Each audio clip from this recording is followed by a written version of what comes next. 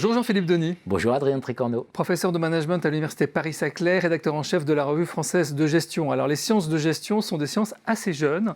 On parle souvent de leur alliance ou de leur dissociation avec l'économie.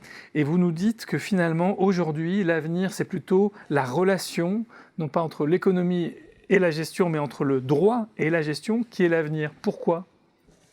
Alors, pour l'anecdote, vous avez rappelé, je suis professeur de sciences de gestion à l'Université Paris-Saclay. Je suis à la faculté droit, économie, gestion de l'Université Paris-Saclay. Donc, c'est un sujet effectivement qui me touche et dans lequel je crois beaucoup. Pour faire simple, on a toujours considéré qu'économie et gestion, ça allait ensemble. Voilà, c'est de l'économie appliquée à l'entreprise, la gestion. Et donc on a eu tout un champ de recherche, d'enseignement où c'est absolument récurrent.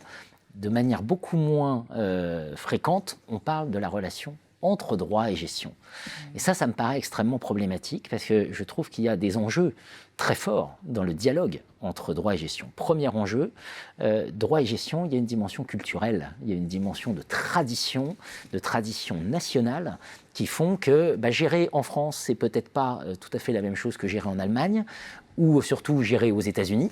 Et de l'autre côté, juger en France, c'est pas tout à fait la même chose que juger en Allemagne ou juger aux États-Unis. On voit tout de suite que dès qu'on pose la question de la relation au droit, on s'importe cet imaginaire-là qui me paraît extrêmement important pour comprendre les pratiques. Et alors, est-ce qu'une nouvelle alliance entre droit et management est possible ?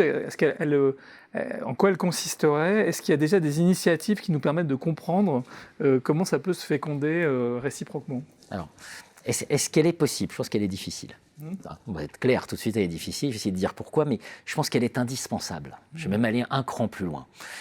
On sait très bien, depuis notamment la loi Sarbanes-Oxley, que le droit américain s'extraterritorialise.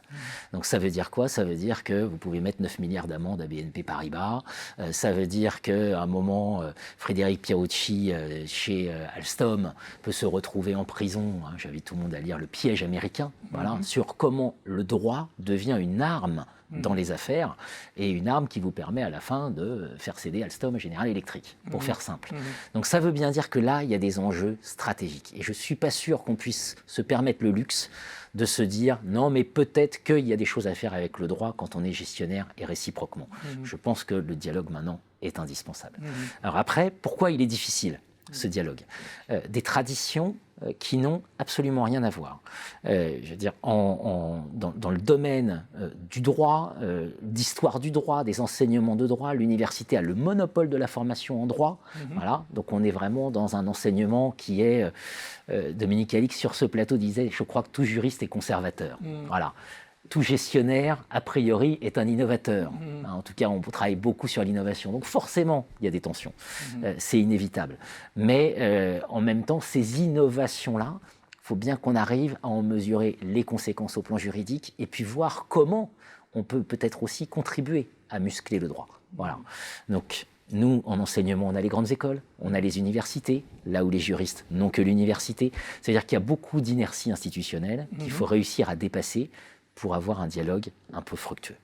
Et donc il y a beaucoup de freins, mais il y a des initiatives. Alors est-ce que vous avez une idée un peu, quelques initiatives à citer aussi de cette nouvelle alliance ? Est-ce qu'il y a des domaines notamment, je pense à la loi Pacte, en fait, qui a introduit dans le droit français de nouvelles conceptions sur le rôle de l'entreprise, par exemple, la raison d'être. C'est extrêmement intéressant, cette loi Pacte. C'est en gros 10 ans de travaux au Collège des Bernardins, notamment avec Armand Hatchuel, Olivier Favreau, Blanche Ségrestin.